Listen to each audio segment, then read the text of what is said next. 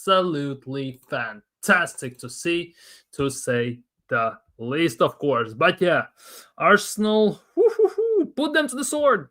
They put them to the sword, to say the least, of course. But we'll see. We'll see how this impacts our season overall. But it was nice. It genuinely was nice. It was nice to see. It was a nice watch, and no one can tell otherwise, because it was absolute destruction, absolute annihilation, absolute demolition from Arsenal. We put them to the split, we put them to the sword. Thomas Frank can hold that expeditiously in all ways, shapes, and forms. Spurs can hold that. Even Thomas Frank, before the game, said, "Who is a who?" And he goes and dunks on them with a hat trick. Absolute scenes, beautiful scenes to say the least. And I'm not gonna lie, it was phenomenal. Phenomenal. Phenomenal. Big up AFC always. Long time no see, brother. And as they like Sunday morning, yeah, it was fantastic. Like and subscribe, people. Leave your thoughts in the live chat, and we gonna go from there, of course. As they did a madness here. Big up Marlon, big up Mubarak, big up Marlon. I couldn't believe it, man, as they landed and scored an hat trick down. First hat trick in North London derbies from Arsenal since 1978, something like that. Absolute scenes, to say the least. Absolute pure sheer scenes. It was fantastic. Like, I don't even know what to say. I don't know what to say, because Spurs did nothing. Spurs did absolutely nothing. They didn't turn up. They absolutely did not turn up for today's game. They did, well, anything. Didn't do anything worthwhile for Arsenal.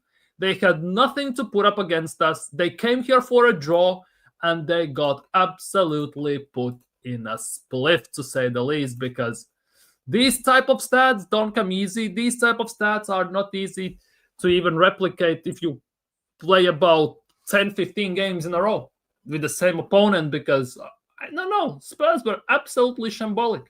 Yes, they have good away record, but ultimately they did, well, nothing. Nada. Zilch. Absolutely nothing. Spurs. It always goes like that. What do we think of Tottenham? Shit. What do we think of shit? Tottenham. Thank you and goodbye. Game, set, and match. Eze called the game at the end of the day. Couldn't believe it, man. Eze landed and scored a hat trick. Yeah. Merino was also very decent. Merino was very decent. That pass for the first goal. Mwah, for Trossard, the touch and everything, just fantastic, to say the least. Arguably the best game Arsenal has had this season overall, to some extent. 100%. It was beautiful. It all worked out exactly.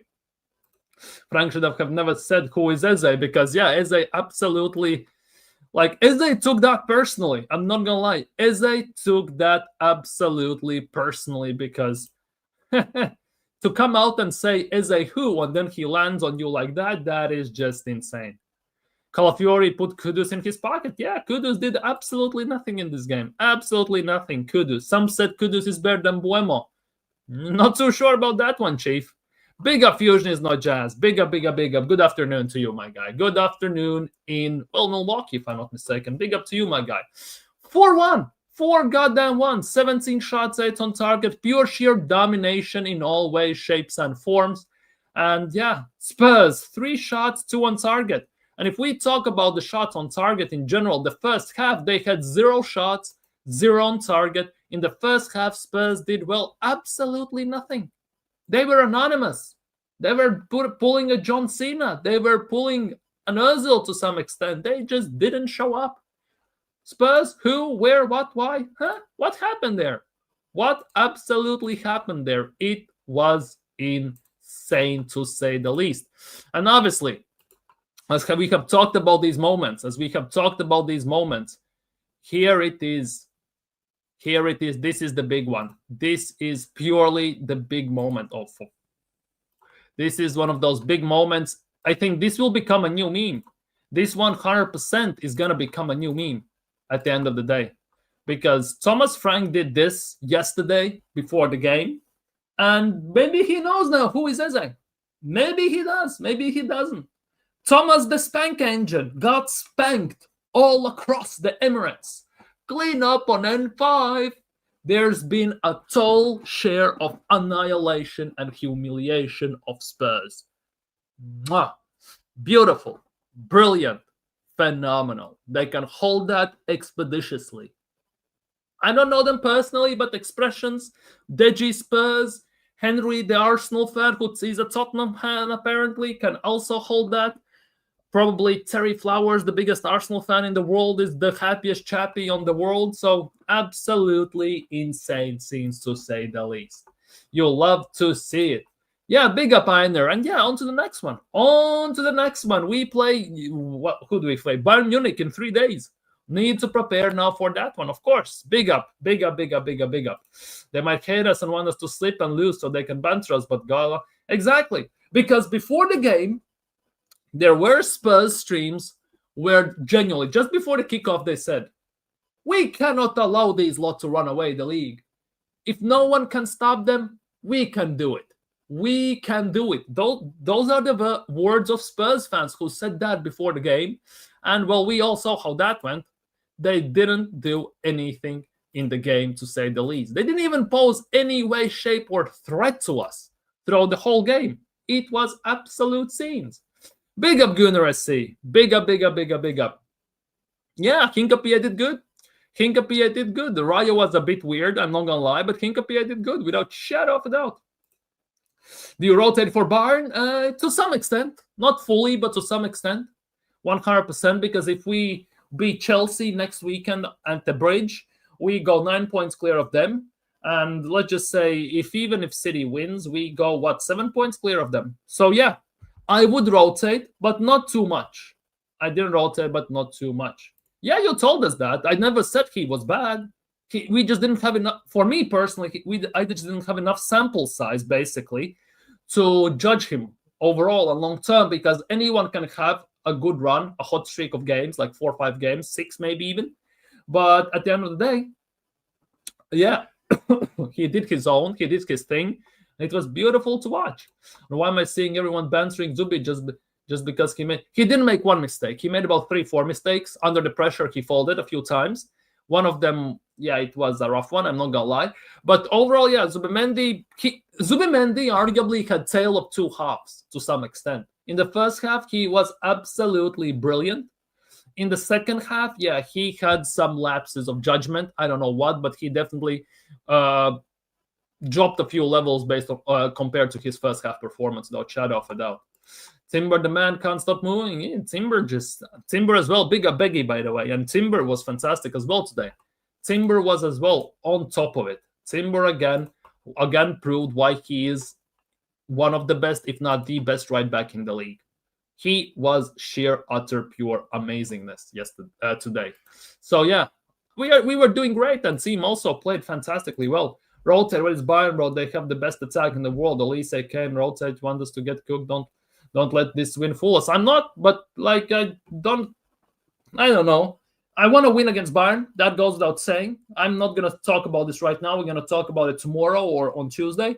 But at the same time, like, we cannot also overplay our players, because for me at the moment, based on the situation we are in, the game against the Bridge against Chelsea is more important than the Bayern game, currently at least.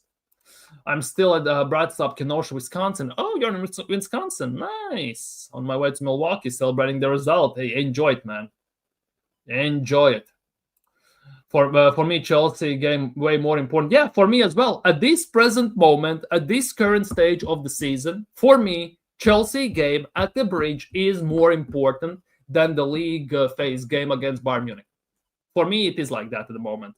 That's why the rotation against Bayern Munich kind of comes as a talking point. But we're going to talk about that a bit later on in a few days. If not tomorrow, we'll see. Hinkapie was great, yeah. Yeah, he was good. Check on now. Not 60, he's 45. It's not even 60 million for Hinkapie, it's 45. But yeah, true, we need to win that really. We need to really get a breeze at the top of the table, true, but we can't slip up against Bayern. We cannot, but at the same time, it is what it is. Because for me, in the Champions League, we can salvage still top 8 without shadow of a doubt. We're gonna go through there, I think. So yeah, but if we lose to Chelsea at the bridge, right? It's gonna be 10 times worse. The 5-1 back to back in 2-6. Yeah, it always does. Like against Bayern Munich, it's always one of those tough ones without shadow of a doubt. And of course, this was the big one. This was before the game that got unveiled. Sol Campbell, Odegaard, it looks like Saka, Ray Parler, Gabriel. Like, this was a proper tifo. This actually was a proper tifo compared to the shower curtain we saw last year against PSG. This one actually was a proper tifo we presented before the game. If we can do more of this, I have no issues. But again, if I have to watch that bedsheet shower curtain we saw last year, oh, no thanks. No, rather live without tifos at the end of the day. Let's just put it that way. But yeah. Yeah, relax, Marlon, with your Bayern Munich agendas. Relax at the moment.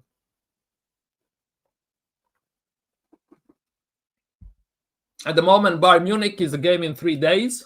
Today, I'm enjoying Spurs game. I'm not gonna fuss too much over Bayern Munich. I'm gonna look at it tomorrow, starting tomorrow. Let's just put it that way. I'm gonna look at the Bayern Munich game starting tomorrow. But yeah, Arsenal did great.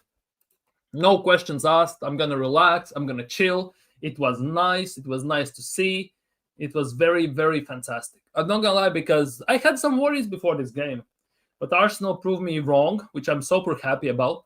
I'm not gonna lie, I'm super happy. 3 points on the board, emphatic win. Spurs, well, did F all. Let's be real during the game. Yes, they scored a goal, but it is what it is. We still put 4 past them. They are the little bro to us, no matter how we are looking at this and everything. So we'll see. We'll see. But for today, I am happy. I'm happy. We dominated the game. We dominated the result. We dominated in every way, shape, and form. Spurs came to the Emirates to get a draw. And yeah, that's what Arsenal did when they went to Anfield. And they got a loss. We got a loss. And Spurs had the same thing today. They just got more annihilated than Arsenal did. Let's be real. Bayern's game is in 3 days on Wednesday, so I'm not gonna look into that one. Show the tifo again, please. Okay. Let me check quickly. This was the tifo before the game. This was the tifo before the game. With some Arsenal legends, current players, and everything. Yeah, tifo was fired. This was actually a proper tifo.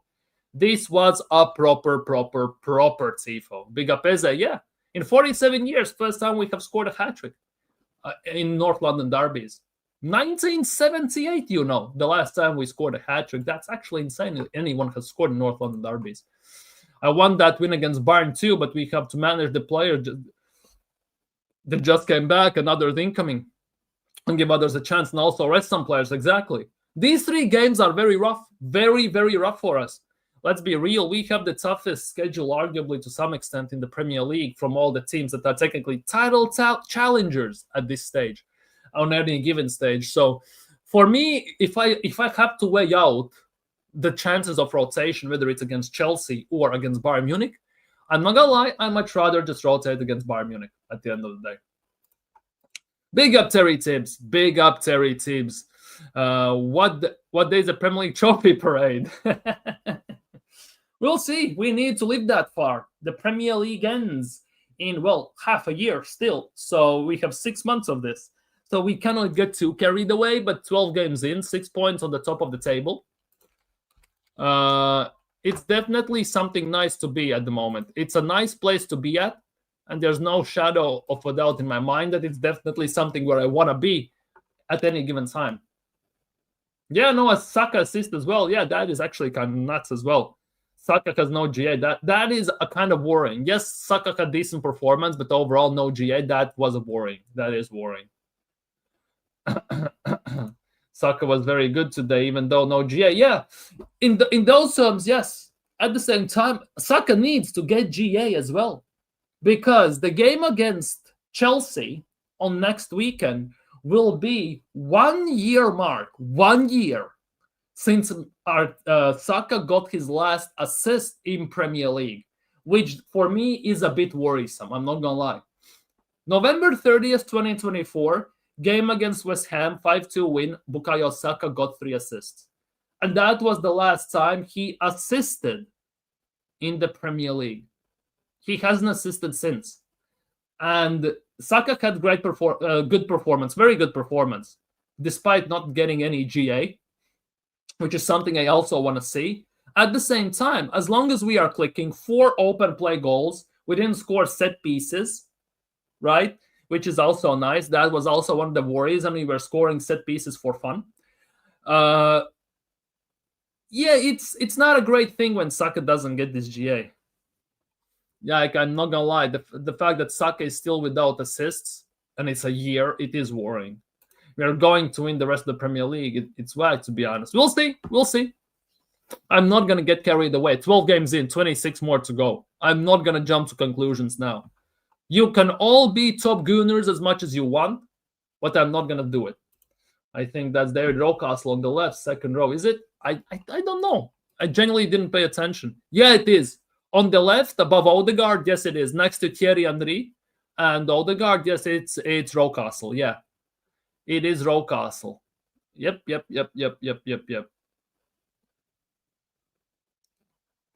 Definitely it is.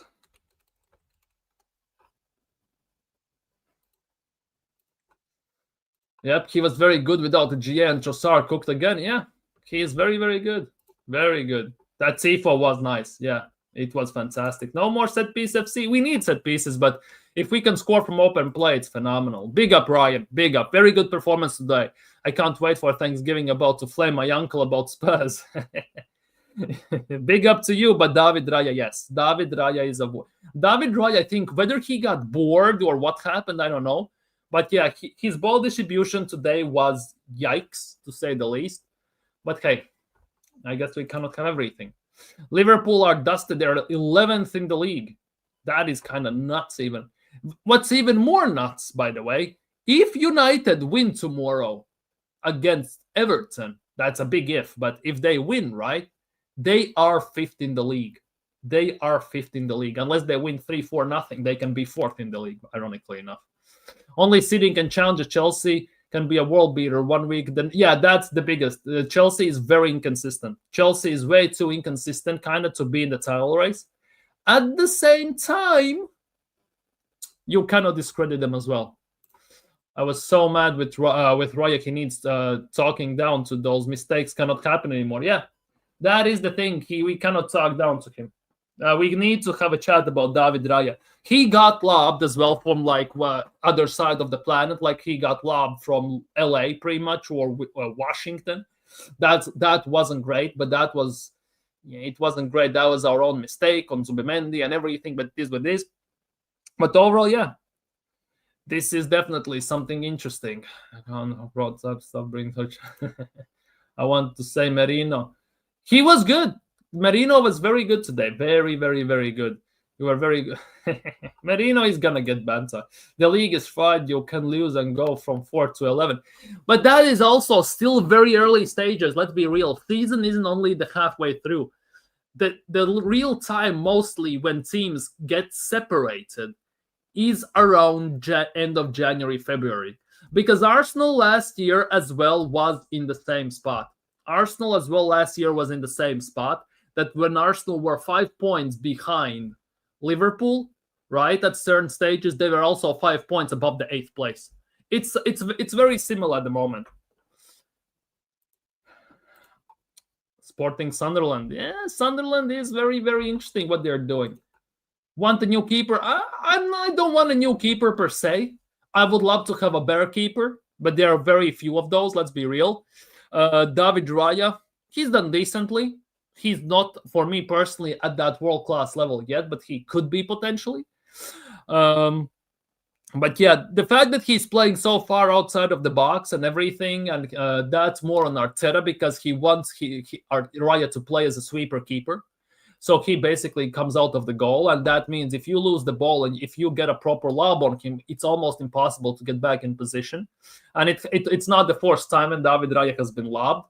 Happened also last year. Last year it happened to Neto as well. Happened also to Ramsdale before that. So definitely there is some instances where Arteta's tactics are kind of biting us in the ass big time, and if we play a specific way and we lose possession. That is the big worry. That is the big worry. Now you chill, Marlon, because you still can be critical even in a victory. You still can be critical. Villa low-key on a mad run. Yeah. Villa had a very awful start of the season. And just now, look, in the last, 7-8 games, they have went from like 18th or 17th to 4th. Villa is that good of a team. It was just a matter of time until they kicked into gear. And I was saying the same thing. It will be, at some point, Villa is going to start to score goals, and they will jump up somewhere to the top side of the table. And it has happened. With him, that is very kind of visible and very predictable as well. Emery has that sometimes in him. I'm sorry, Marino. That assist to Trossard was fantastic. I'm not going to lie. Roy was probably bored because, no excuses, right? Spurs were on a very good away run until today. Yeah, they had a very decent away record as well. And Arsenal absolutely shredded it to bits. You'll love to see it. They put them in the blender. And right now, Spurs where are Spurs? 9th in the league. Lol. 9th in the league are Spurs. Bournemouth, also, they are somewhere up there. Sunderland have dropped off a bit. We'll see what's going to happen a bit more in the future. Let's be real. Crystal Palace under Glasner are doing fantastic job. Have you noticed that Glasner and Crystal Palace have the second best defensive record in the league, after Arsenal? Arsenal have conceded 6 goals. Crystal Palace have conceded only 9. Crystal Palace have the second best defensive record in the league. How nuts is that? Seriously, how nuts is that? That Crystal Palace have the second best defensive record in the league. Spurs were scared, I thought today. Well, they did what Arsenal did at Anfield. Arsenal went to Anfield to play for a draw, right? And we lost. And Spurs did the same thing. They came to Emirates to play for a draw, and it cost them big time. So, yeah, sometimes being brave is what you need to do. Then again, with Arsenal, the braver you get, the bigger chances are you're going to get cooked. Because with Arsenal, we are a double-edged sword, our team, and in a good way as well. Because if you play low block against us, if you cannot focus for full 90, we're going to find ways to score. If you're still locking us down, we will find set pieces. However, if you go into open play, toe-to-toe, head-to-head against us, we will cook you. Because the technical ability our specific players we have possesses, and the way we can actually counter if we have the space and freedom, it's actually quite insane, to say the least. I understand he's made similar mistakes a couple of times. Exactly.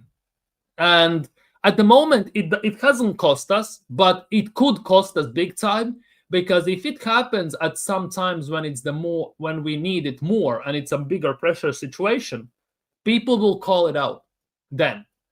But it's better to call it out now. So, for example, if there is some freaking goddamn miracle that Arsenal Football Club or Arsenal media team are watching the stream, maybe they can give information to Arteta or the coaches that they can maybe work on that. Let's just put it that way. Exactly. Raya is a good keeper. He can be better. That goes without saying. Let's be real. Saliba and Hincapié, yeah, Saliba and Hincapié were good. Timber was fantastic. Calafiori also was very, very, very good. Like, Calafiori actually shut down Kudus as well today. He was very good. And I have noticed as well, it started more with the games against Crystal Palace in the Cup, and it has kind of evolved, as Mikel Arteta would say, ever since. That whenever opposing team has a technical and a pacey winger, Calafiori stays back a bit more. He doesn't gallop across the pitch as often, and it helps us defensively massively on that left side. I'm scared to face Villa, Bournemouth, Newcastle, Chelsea, Spurs, Man U against Sunderland and City again. So basically, you are afraid to face half of the league. That's what you're saying. Like, if you are afraid of that, let's be real, we don't deserve to win a title. We need to respect them, but we also should not fear them. Tifo was fantastic. Tifo was 10 times better than it was before, without shadow of a doubt. That Igor Thiago guy is actually cooking. Yeah, we were linked with Igor Thiago as well at some times. We were linked with him before as well. We didn't sign him, Igor Thiago, but he has been very, very good. Yeah. Big up, G Wills. Big up. Timber was devastating. He was fantastic, to say the least.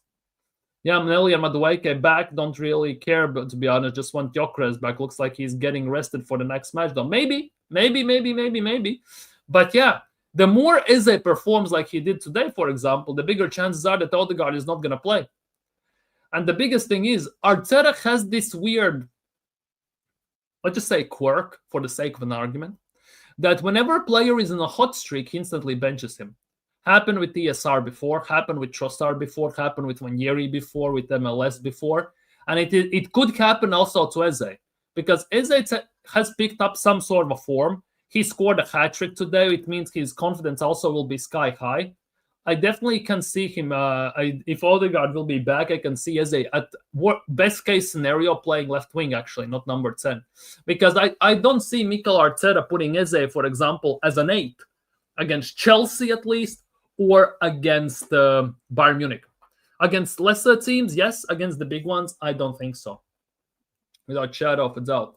Timber was a beast. Big up, Quaja. Big up, Quaja. Hope you're doing well today, bro. Hope you are doing well today, bro. Hope everything's fine with you. Hope everything's going well. So hopefully you are feeling too and very excited about Arsenal's win. Timber was a beast, yeah. Calafiori, well, that's the thing with Calafiori. We judge him more defensively because he tends to be quite a bit out of position, right? Because he gallops forward like a wild horse, not hearse, but horse, all across the pitch. Which means defensively, he's vulnerable because he's always out of position. The more he stays back at times, the more defensively solid we look as a team, and also the better Calafiori looks as a player. And I think that is definitely playing into our cards very, very good. Odegaard and Eze dangerous players. If we use proper Odegaard in the 8, Eze in the 10, and Rice in the 6 would hurt a lot. Yeah. But I don't think that would be the smartest option against the big teams. Against smaller teams, yes. Against the big teams, not so sure. Rai is a good keeper, don't get me wrong, but it feels like he does the most of his mistakes. I may be wrong. He makes a few mistakes here or there, not every single game. But also, there are keepers that perform the best when they are in the game. Like, when they are in the moment, in the situation. That mostly goes also for NHL and hockey in general, because I have seen goalkeepers sometimes face 15 shots and they let in about 4 goals because they're cold, they're not in the action. And then you see the same goalkeeper, right, facing 35 shots a game, and they save every single one, or worst case scenario can see just 1 goal. Because there are keepers who need to be in the game, who need to be always involved. And I think with Raya, that could partially be the case, why sometimes he makes some weird decisions, weird mistakes. He miskicks some ball distribution passes he makes, the long-distance ones. It might be also a case a bit of that, because the focus fully is not there. Because let's be real, he is not doing anything half the time on the pitch. Because our defense basically shuts them down every single time.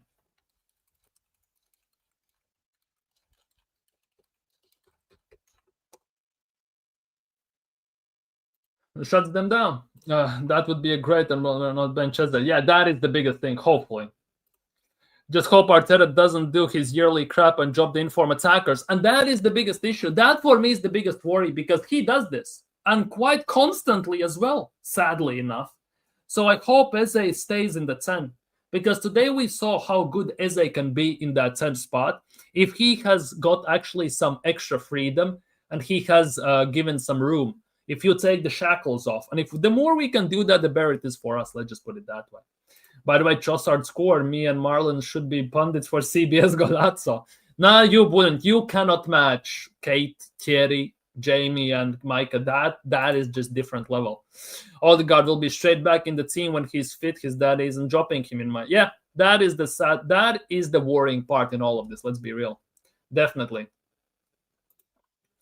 Damn, Skelly game time now. It's very low. Yeah, Skelly barely plays. Might play in Carabao FA Cups maybe, but yeah, maybe against some smaller teams as a left back. I wouldn't be against that. For example, at home against Brentford after the Chelsea game, I can see Skelly starting as a left back just to give Calafiori a rest. I definitely can see that, 100%. Against the big teams, I think Calafiori is the focal point for Arteta's defensive part, so maybe that could be the case. I thought, yeah, Hinkapie was very good, very, very decent. It looked like he was limping a tiny bit when he came off, but might be just cramped due to the lack of game time. Maybe just because of that. Might be also looking too much into it, but at the moment it is a bit different, yeah. Big up most wanted. Raya was at fault for that goal. Why is he always so high up? That is Mikel Arteta's instructions. Arteta wants Raya as the sweeper keeper. Obviously, when you press Zubimendi, he is not as press resistant as Thomas Partey, which we have seen multiple times already, and which can cost us big time as well. And it has cost us. And this is not the first time Raya has been lobbed, and this won't also be the last time Raya gets lobbed. Let's just put it that way. Damn, with Calafiori cooking now being, yeah, Skelly, maybe smaller games, cup games, at home against Brentford, maybe against some other teams, Burnley at home, something like that, yeah. If Arteta ever move Eze from 10 to left wing to squeeze in Odegaard, we will suffer, yeah. Without shadow of a doubt, we're going to suffer. Skelly started most of the Champions League games, yeah. But we'll see how Arteta is going to do this. Whether he's going to play him or not against Bayern Munich, or what's going to happen. It will be very interesting to see. Because I can see Skelly being, not exclusively, but somewhat exclusively a cup left back. Champions League, Carabao Cup, FA Cup. Maybe until it gets to like latter stages when we need Calafiori more. Maybe Arteta trusts him more in certain instances. Maybe then he will get some more game time. Let's just put it that way. Damn, no man. We might not see Skelly in the midfield. Yeah, people, smash the likes and subscribe if you haven't already. Drop a like and everything. 10 away from 1,000 subscribers as well. We are always close. Yesterday we were 8 subs away. Today we lost 2 subs. We are 10 subs away now from 1K. So people, big up to you all who are subbing. 8 likes. Let's smash it. Let's get it up to 15 people if we can. Trossard should start there, and he's going to start. Trossard looks like he could be a starter. Trossard has had a very good run of games. He's been very consistent as well in recent times. And if we can get this type of Trossard, I'm super happy. As long as we don't get Stella R drunken Trossard, I'm good. Big up Hyper Protagonist. Big up, bro. Hope you're doing well today. Did you see the MLS face on the sideline when coming on? Well, given the fact that he basically played almost the whole year last year, and he was one of the main guys last year, he saved Arteta's job in our season last year. He was one of our focal points defensively last year. He's been nominated as one of the biggest up-and-comers of world football last year as well for the Global Soccer Awards.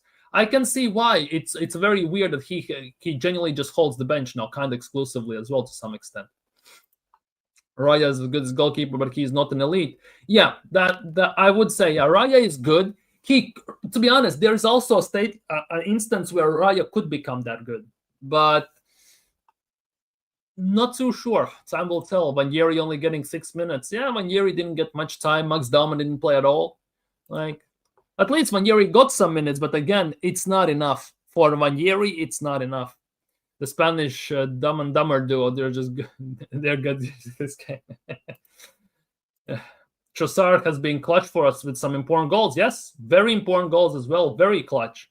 And that has been one of the Trossard's main traits. He has scored some of the clutch goals for Arsenal.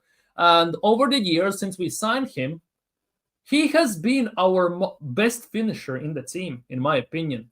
Obviously, Gyökeres has now rocked up to the scene. I would say Trossard is second. But despite everything, in my opinion, Trossard has been our best finisher in the team, ironically enough.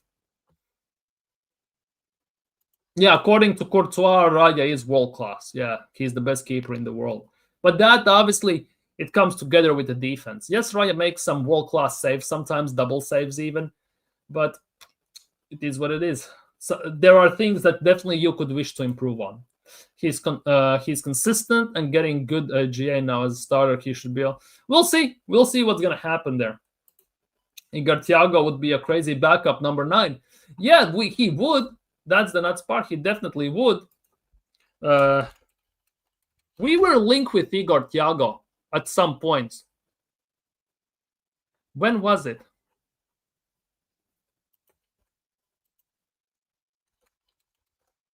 When was it? We were linked with him. We were linked with him.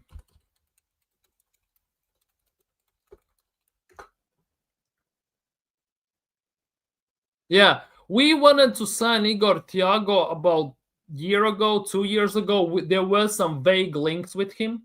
We just didn't. At the end of the day, he went to Brentford because Tony left. I think something like that happened.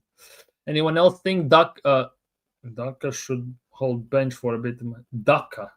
Oh, Saka. Holy crap.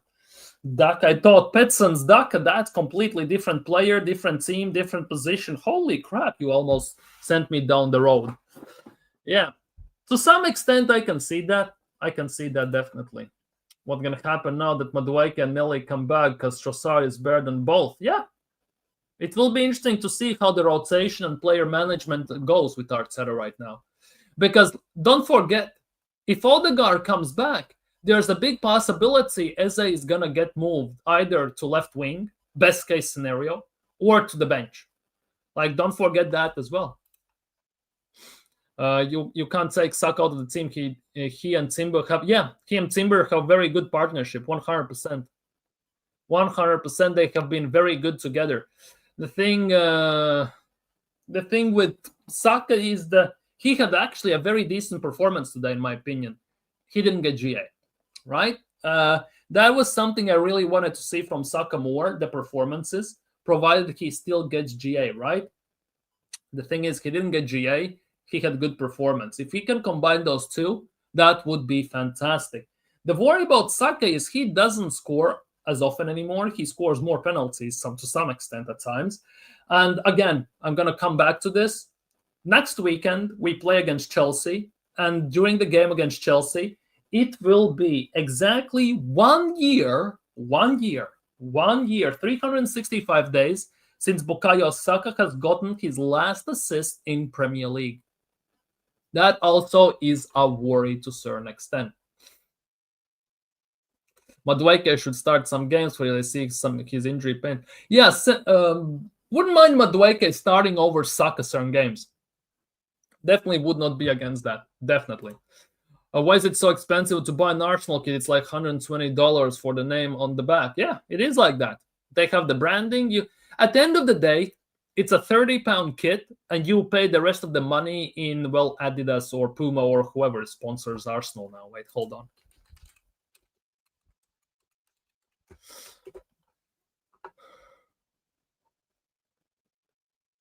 Yeah, Adidas. Yeah, basically, at the end of the day, you do that because even if you buy in the store, you buy some sneakers, whether it's Nike, whether it's Adidas, Converse, Vans, whatever, right? They cost 70 to 100 quid. Those are literally 20 to 30 pound shoes, and the rest of the money is just the premium you pay for the badge and the brand. That's about it. That's how it works these days. Let's not forget. What was with Zubimendi doing? Yeah. With Zubimendi, that has been the biggest worry with Zubimendi at the end of the day. He is not as press resistant as Thomas Partey, first of all. And second of all, yeah. Then it cost us because this is the thing. Raya, stay in your goal. Because when Zubimendi loses ball like that, we are subject to getting lobbed. And with Mikel Arteta's tactics and instructions to Raya to play like partial sweeper keeper outside of the box and everything, we are subject to these instances. It's not the first time we've been lobbed, and I don't expect it to be the last time as well, unfortunately. Raya wasn't bad, but needs this ball distribution as well could have been better. Big up, Sheldon. Big up. What the hell was that from Tottenham? Well, you know, Sheldon, the usual. What do we think of Tottenham? Screw Odegaard. Yeah, it is what it is. He's barely even hide. Let's do the ratings. We can. We definitely can do the ratings. We can do the ratings. Where's the lineup? We can definitely do the player ratings. The curl against Manu from 2023 iconic. Yeah, it was good. Player ratings: Raya 6, Timber 8, Saliba 7, King VS7, Calfiori 7, Zumendi 6, Rice 8, SA 9, Chisard 8, Saka 8, Medina 7. We're gonna look at this. We're gonna do this right now. Out of 10, obviously. Out of 10, of course. Out of 10, of course. But yeah, let's do it. Let's do it. David Raya. David Raya for me gets a 6. Player ratings. David Raya gets a 6 for me. I'm sorry I cannot give him more. I'm giving David Raya a 6. The mistake, being outside, getting loved, misplaced passing, doing some shenanigans. For me, Raya gets a 6 for today's per game. It's unfortunate, but he does. Yeah. Big up, Naga Gunner. Big up, big up, big up, big up. Hopefully, you're doing well. You're excited about Arsenal's win. And hope everything is fine with you. Haven't heard from you literally what it feels like a few months. Big up to you, my guy. And go subscribe to Naga Gunner as well. Go subscribe to this guy. Urian Timber gets an 8 for me. Urian Timber gets an 8 for me. I'm going to be honest with you. Urian Timber gets an 8 for me. Absolute bulldozer of a defender. Got forwards and backwards. Fantastic partnership with Bukayo Saka. Never backs down. Peak of his form. And does fantastic job. William Saliba.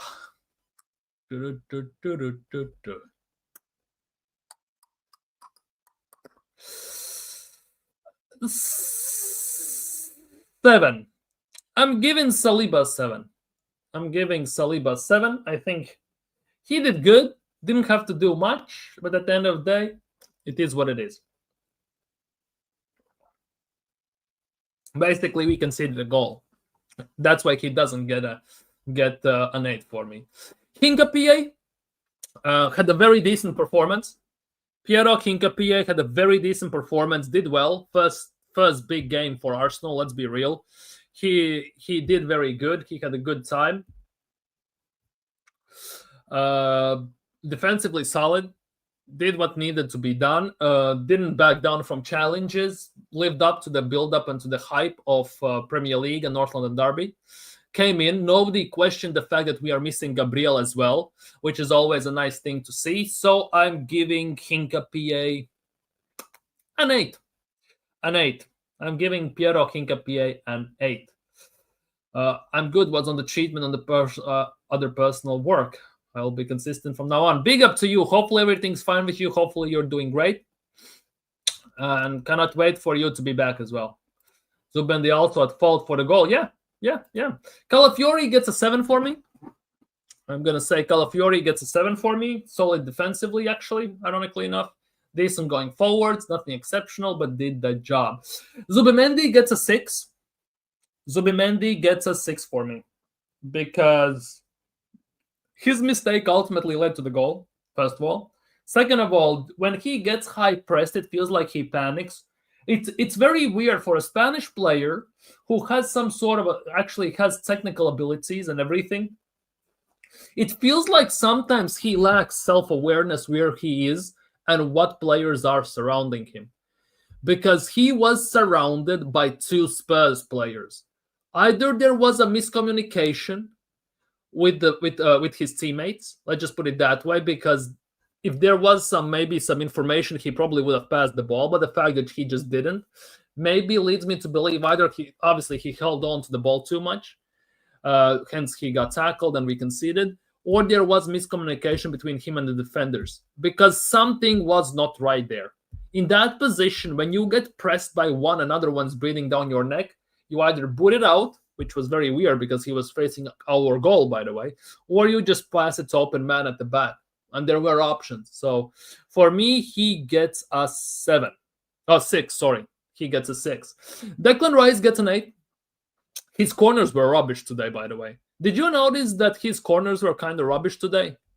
Declan Rice. Maybe he was thrown off by the fact that he didn't see the new perm of Gabriel. Maybe he didn't see him and everything, but who knows? But yeah, his corners were not great, but he still gets an 8 for me. Eze gets a 10. Man of the match, hat trick, North London Derby. First hat trick from Arsenal player in North London Derby since 1978. Like 47 years. Come on, man. For me, Eze gets a 10. Without shadow of a doubt. Had everyone on strings, did phenomenally. And that was a beautiful thing to watch. Saka gets a 7. Saka gets a 7. Had a very good game. Good performance. GA was missing. That's my biggest drawback from this game, at least. But yeah, for me, yeah, Saka gets a 7. I would love to give him an 8, but I think he should have done a bit more for that. Merino gets a 8. I'm going to give Merino an 8. He got a solid assist to Trossard behind defenders' backs. That was nice. He played partial false 9, which is very interesting to see as well. He had a very good overall performance, I'm not going to lie. He had actually a very good overall performance, so I'm going to give him an 8. And Trossard gets an 8 for me as well. Worked his socks off. Great finish. Didn't got lost in that situation and everything. Decent first touch for that goal. Yes, he lost the ball a tiny bit, but he recovered and scored the goal. Also assisted to Eze's goal. And for me, Trossard gets an 8. Trossard, for me, gets an 8. I'm not going to lie. Mikel Arteta, the gaffer. Arteta gets an 8 for me. He did everything right. Almost. Sorry, I cannot say everything. He did things right. Picked the right 11. It was the perfect game plan against Spurs. The substitutions were questionable at the end of the day. But otherwise, Arteta did a good job today. Arteta did a very, very good job today. Setting up the team, setting up the style, the system, the tactics, everything was almost spot on, except substitutions, which really, really, really, really pissed me off.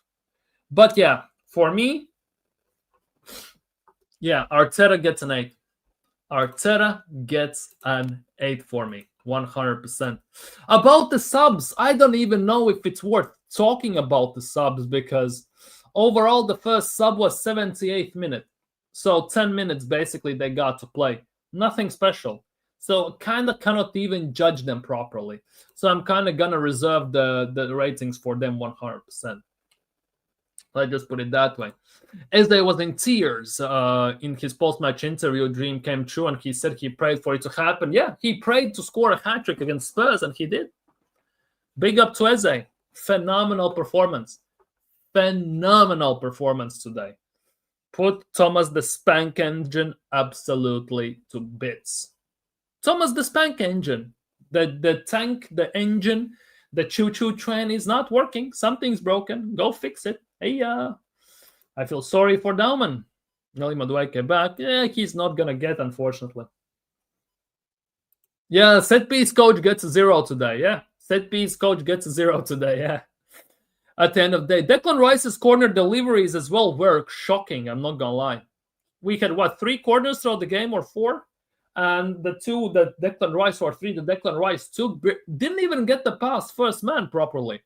So, yeah, Declan Rice had very poor free corners today. I'm not going to lie. So, it's very weird. It's very weird. Maybe he misses Gabriel. He doesn't have that shiny perm, basically, to take aim to. I don't know. But definitely it was not it. So, Nicholas Jover gets a 1. Nicholas Jover gets a 1. Fusion gives Jover a 4. Arteta gets an 8. He did a very good job today. Very good, except substitutions. But overall, the Arteta did a very good job. 100%. Rodrigo started for Real Madrid today. Interesting. Declan had poor corners, but he worked his socks off. Yeah. Hence why Declan Rice gets an 8 for me today. As we went through ratings, Declan Rice gets an 8 for me, despite the poor corners. Because if those corners were spot on, if we even scored, he could have gone a 9. But the corner deliveries definitely left much, much more to be desired at the end of the day. It wasn't great, it wasn't pretty, and it was quite a rough watch. Let's just put it that way.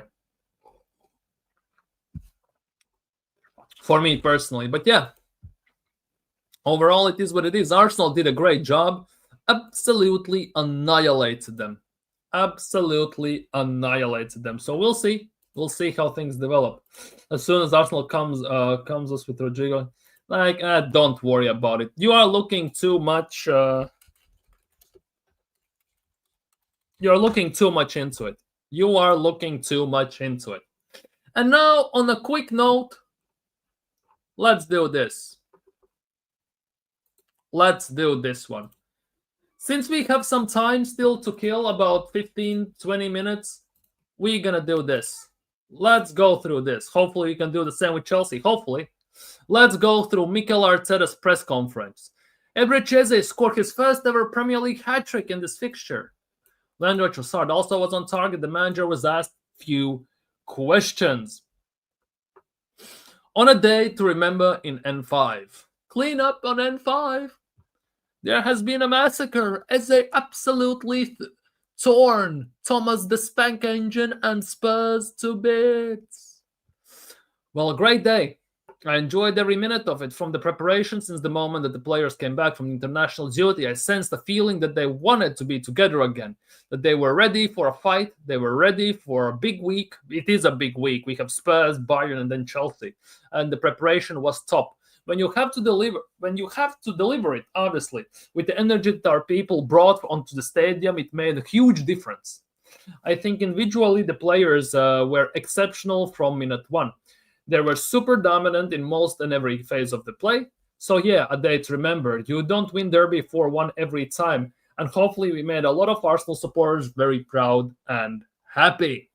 Oneze owning the occasion. Things happen for a reason. Hey.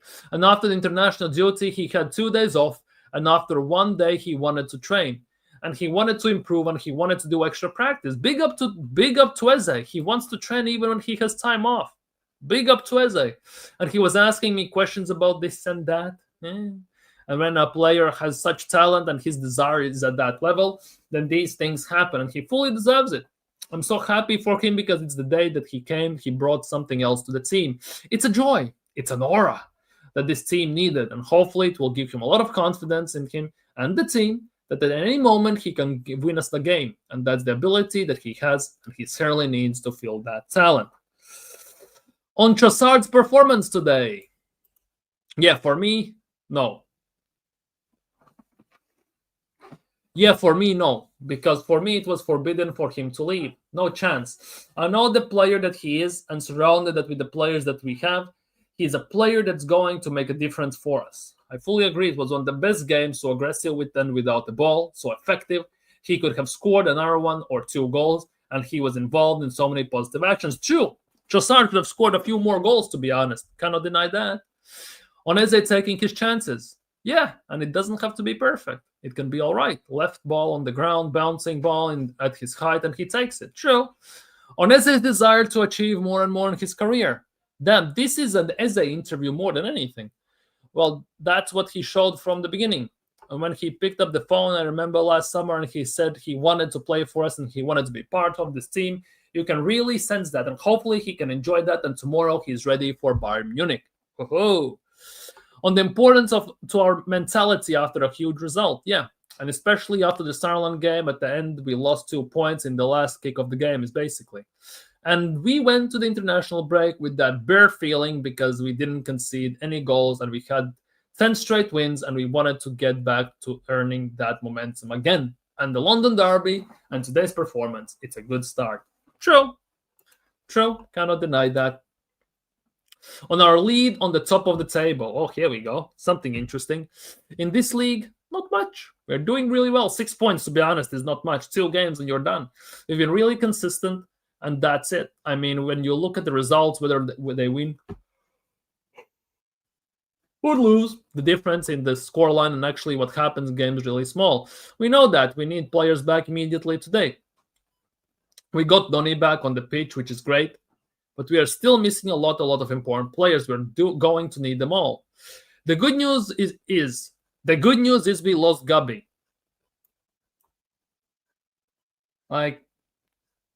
Maybe rephrase the sentence a tiny bit, but the good news is we lost Gabi, which is a massive blow, and Hincapié comes in. The good news is Hincapié comes in for injured Gabi. And I think he was fantastic from the beginning. He was, to be honest.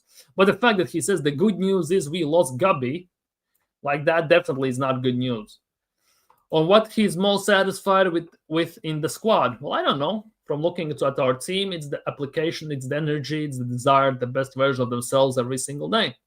On Merino's performance, yes, I think he was incredible again. And we are asking him to feel as a 9, and he's not a 9, and to do a lot of things that the 9 has to do. But he's such an intelligent player, and his work ethic and his desire to contribute and make others better is that big. And again, those performances give you all the right reasons to continue to trust him. On how people describe Merino's position, I don't know, defensive 9. Holy crap. This will be a new thing people are gonna start to push it on their YouTube channels.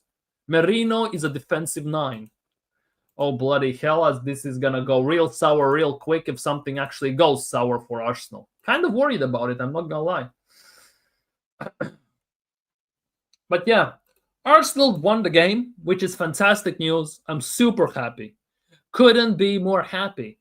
Arsenal Elche versus Real Madrid 0-0 at halftime. Inter versus AC Milan 0-0 at halftime. Lille versus Paris FC 1-1 at halftime. Well, Arsenal Bayern Munich, huge game for us, yes. And now it begins with that, to be honest, because I don't know if it's gonna be tomorrow. It could be tomorrow. We could do a Champions League preview show already tomorrow for the game, because on Tuesday there will be Champions League games, which basically is kind of gonna pull away some viewership. So we actually might do the Bayern Munich preview show tomorrow. But there is a bit of a question being made about how much we rotate. How much we rotate tomorrow. On Wednesday. Or do we rotate? Because of all the games we have currently, let's be real, the Spurs, Bayern Munich, and Chelsea at the moment, at least in the league, compared to Champions League, even though it's Bayern Munich, I want to get one over them. The game against Chelsea carries a bit more weight at the moment, given the current situation, right? So if we had won against Sunderland, it might have been a different story, without shadow of a doubt. But currently, with the fact that we need that win against Chelsea more than anything in the current situation, it kind of brings an extra dimension to this discussion we most likely are going to discuss tomorrow. Big up, Quasha, big up. If you ever have time, you can come on the channel as well in the evening, if you ever have time. And if you wish to, just DM me, I don't know, on Instagram, on TikTok, on Twitter, somewhere. My birthday is tomorrow. Damn, nice. 19th, right? Yeah, 19th. Amazing. Nice gift from Arsenal tonight with a win. Maybe they can give you two gifts and win on Wednesday as well. Who knows? Bayern Munich has fantastic attack. It will be very interesting to see how we cope with that as well to some extent. But time will tell. But obviously, we have put Spurs into a spliff to a big, massive, utter extent, which is quite amazing to see. Something to some extent nobody expected, but it's also kind of amazing to see. Will be interesting to see. We're gonna obviously more talk about it tomorrow, so we're gonna look at it afterwards. But for today, we obviously focus on Arsenal, of course. We're obviously gonna focus more on Arsenal. One thing I want to check though. Because I never do this, and you all know me. I absolutely never do this. And you have never seen me do it, to be honest, but I'm going to do it right now because I'm very, very, very curious about this, right? I want to see this. What's happening here? Okay.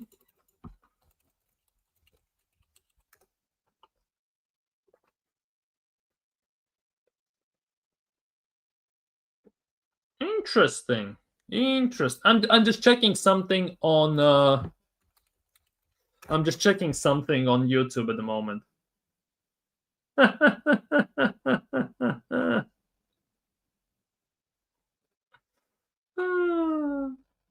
The meltdowns and the talks from our ops are actually kind of nuts. I'm not gonna lie. Our oppositions are doing some nuts things. I'm gonna be honest with you. They're saying we need to stop Arsenal, we need to stop this, we need to stop that. Arsenal cannot win the league. They always find something, because when we score from free kicks, they were complaining about that and set pieces. Now they're complaining that Arsenal needs to stop getting stopped somehow. It's actually weird. They always find some sort of agendas. But I'm not gonna lie, I don't care. I absolutely don't care, because Arsenal today destroyed Spurs to the maximum extent in all ways, shapes, and forms. Couldn't be happier. I'm gonna sleep like a baby tonight. Thomas the Spank engine has been put into a spliff. Clean up on the N5. There has been a massacre caused by Eze absolutely ripping Spurs to shreds. Mickey van de Vegan, Pedro Porridge, the Pigeon Richarlison, doesn't matter who, all have been absolutely annihilated today by Arsenal. Couldn't be happier. I'm gonna enjoy it today. Gonna have a beer. I'm gonna relax. But yeah, tomorrow is a new day, and tomorrow we're gonna turn our attention to Bayern Munich. Let's be real. It's gonna be real quick. The turnaround is gonna happen real goddamn quick. Haters gonna hate, true. Haters are gonna hate. I'm like, not gonna lie, last 10 minutes, right? Of the stream or something like that. I'm gonna be honest with you. To a certain extent, I'm kind of losing some sort of a motivation to stream to a certain degree. Kind of very, very, very, very weird situation, because everyone tells me that I should do multi streams. First of all, I should be going on other people's channels more. When I stream, I should be doing the landscape and the portrait streaming as it StreamYard has right now. I should invite more people on and all this stuff. And I just can't. I literally can't, because first things first, StreamYard costs money and I cannot do it. So hence why I cannot stream in the landscape and the portrait format, right? I cannot do multi-streams.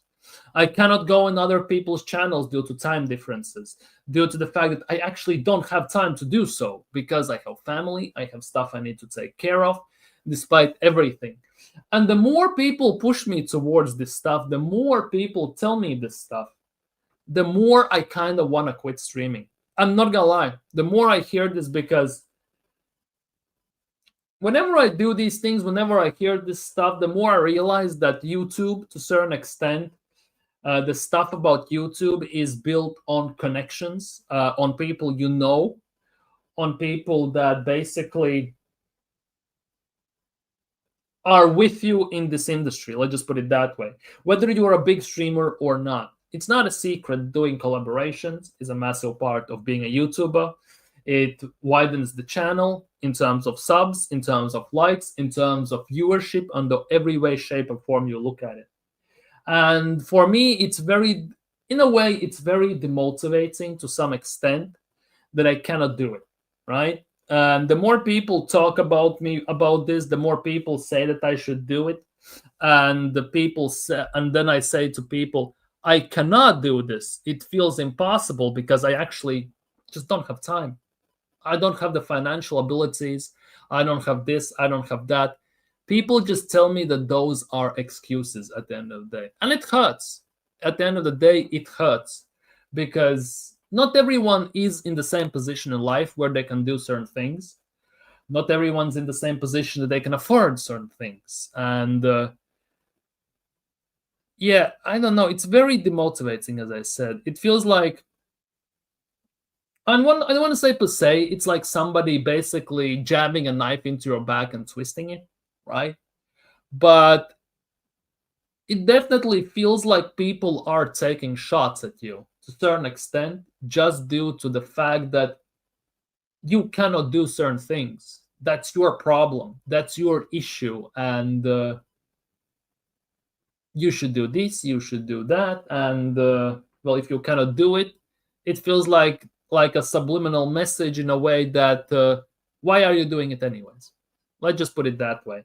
And yeah, I'm not gonna lie, I posted this out on Twitter as well, that about this stuff, that I'm in recent times I'm losing type of motivation to stream, to talk about Arsenal, to talk about this in general. It's even being group chats. I am in one group chat. Well, two. I'm in two group chats regarding football. I am there. In one, I'm obviously more vocal than the other because one is more combined with football fans overall. One is more just Arsenal fans, right? And the more I sit there, the more I talk about this, the more I look at it, the more I can see the connections they have, the more they go on each other's channels, the more they go on each other's streams, the more they support each other, because I try to support everyone I know. I go on their streams, even if I don't chat and type in their streams, I always press a like. I sometimes just sit there and listen what they have to say for some time without putting anything in the chat.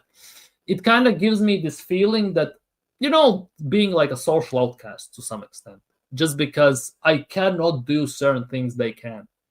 And I know it's a weird thing to look at it, but it kind of cuts deep, just because I've been an outcast all my life. Let's just put it that way. I don't want to get into details. I don't want to make anyone feel sorry about myself, about me specifically, but I've been an outcast all my life due to the way I portray things, the way I see life, the way I do things. And YouTube has been one of those things that where it's my escape. I can feel accepted. I can be myself. I can express myself, right?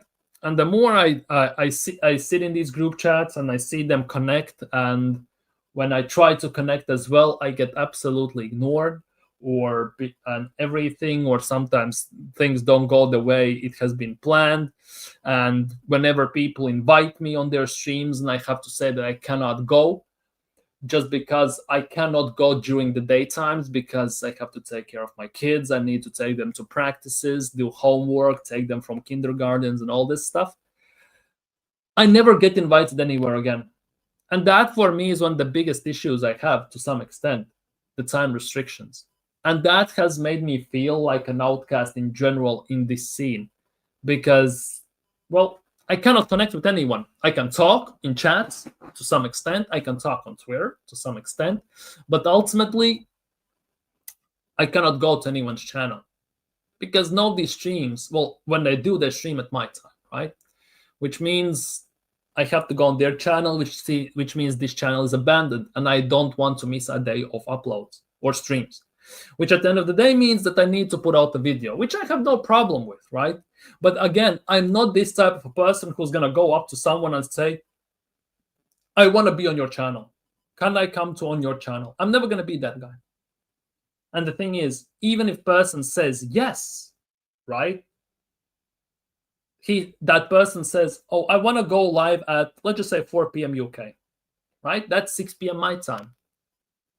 And I just cannot, because I have to take my kid to the practice. I want to do the stream 11 a.m. my time, UK time. That's 1 a.m. my time. At the moment, I technically can do it, but I also cannot because I have a job. I'm not at home, which leaves only this type of a gap during my daytime when I actually can do it. And the only reason I can do it because I have my day planned as work, kids from kindergarten to practices. I come home, I do the homework, and then maybe I have a few hours with myself, my girlfriend, and everything.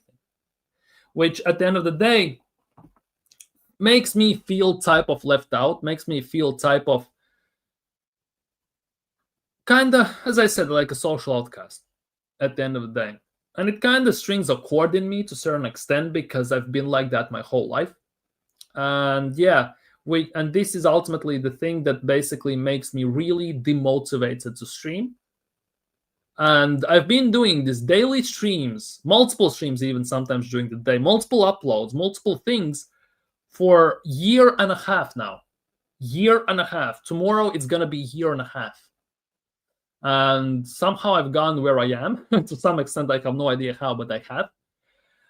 But yeah, it's starting to feel like it's all for nothing.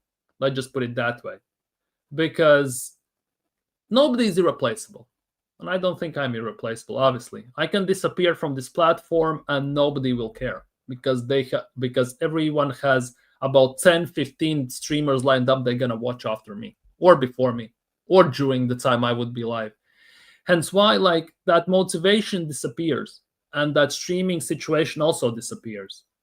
For the longest time I also have debated whether it would not be more beneficial for me specifically to stop streaming. And let's just say during the time I am actually live, make 3 videos. Let's just say one about Arsenal, like a 10-15 minute one about maybe Premier League, some games, maybe Liverpool versus Man City, right? Chelsea versus Newcastle, stuff like that.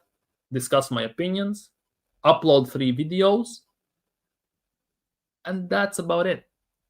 Because live streaming takes even it takes about 1 hour and 20 minutes of my day. Technically, it's not a lot. Technically, it is a lot. In that 1 hour and 20 minutes a day, technically speaking, I can make 4 or 5 videos, right? So technically speaking, it would be more beneficial for me to make videos than actually stream to a certain extent. But yeah, I don't know. I'm just kind of caught in this mind right now. I'm kind of mind effing myself to some extent. I get it. But at the same time, there is some truth to it. And I have been contemplating this for the longest time. And I don't know what's going to happen and where it's going to go. I never have set a massive goal for myself like this is going to be my job. I do it because I like doing this. At the same time, it feels very demotivating at times for me to do it. So I don't know. I'm just going to tell you this much, that I would say if in near future, because I haven't figured this out, if in near future there comes a day where I'm not live for 1-2 days straight and I haven't posted in community posts reasons why, it is most likely the reason that I'm not going to stream anymore, and I will upload videos. Maybe I will not even upload videos. It also could come to that. Because as much as I love football, I love enjoying football, I watch football more than I have watched anything in my life. Sometimes I watch 4 or 5 games at the same time in split multi-screens, right? I don't know. It just cuts deep because I am one of these type of people that even though I am in group chats, I am surrounded by people, I tend to feel left out as an outsider. And I feel that almost daily to some extent. So I've been contemplating about this channel. Do I end it? Do I stop streaming and just upload videos? But that means I cannot communicate with you guys, only in comments, and it's not the same. I don't know. But yeah, we'll see. We absolutely will see over time. But at the moment, yeah, it is a weird one. It definitely is a weird one. I'm not gonna lie, I'm not gonna say I am lost, but I won't be surprised if I get lost at some point, to some extent. I will not be surprised if I disappear from this platform. Because most likely if I disappear and I don't upload videos, it will be a disappearance without any explanations. Let's just put it that way. Road to 1K. I'm not blowing up. Definitely not blowing up. 1K is a fantastic achievement, and thank you to everyone who has been on this road to achieve it and who has supported and helped me. But definitely, yeah, I don't know. Yeah, exactly. And that is the biggest thing. Hence why you don't see me a lot on other people's streams. And most of the time when I go to other people's streams, it's usually during my time when I go live. And I just cannot do it. I cannot do it. I cannot ask for other people to adjust their lives to fit my life. It's not fair to me, and it's not fair to them as well. So, yeah. Big up, Marlon. Thank you so much. I always support you through the thick and thin. Well, yeah, big up to you, Fusion. Big up, big up, big up, big up. When you think we had 3 strikers still out, yeah. Big up to Arsenal. Big up Roy. Big up Hendon. Big up, big up, big up, big up. Just back from the sports bar watching the match. Great win. Yeah, Spurs were shit and great win at the end of the day. Yeah, fantastic. Arteta is still the president of Amber. What? I don't get it. Genuinely don't get it. I'm not gonna lie. Sorry to hear this. I hope to preserve with this channel. We do understand how it's tough to produce. It's not as much as about content, but it's more about people. Hendon, if you're still here, if you can rewind about 15 minutes back or 20, something like that, when I started to talk about this and just listen to that bit, I think you will understand. I might actually cut it out and just to make a separate video of it for tomorrow, but only time will tell. Only time will tell for now. At the moment, yeah, it's a bit different one. Yeah, Madrid are losing 1-0 to Elche. Yeah. It seemed for YouTube survival, you need time on your hands. In those times, yeah. Okay. Yeah, big up, Hendon. Big up. Yeah, you will see. But yeah, at the moment, yeah, thank you for being here. I'm going to end the stream here. Sorry for ending on such a sad type of note, on very, not per se melancholy note, but definitely something not the same. I know this. But why you're making Arteta or something like that, I have no idea. But yeah, thank you for being here. Sorry for that sad note I'm gonna end the stream on, but big up to everyone. Sorry for my camera being out of focus as well, but yeah, I'm gonna fix it and then leave. Big up everyone. Like the stream if you haven't already. Subscribe if you're new. I'm gonna head out and we'll see what happens tomorrow. Peace.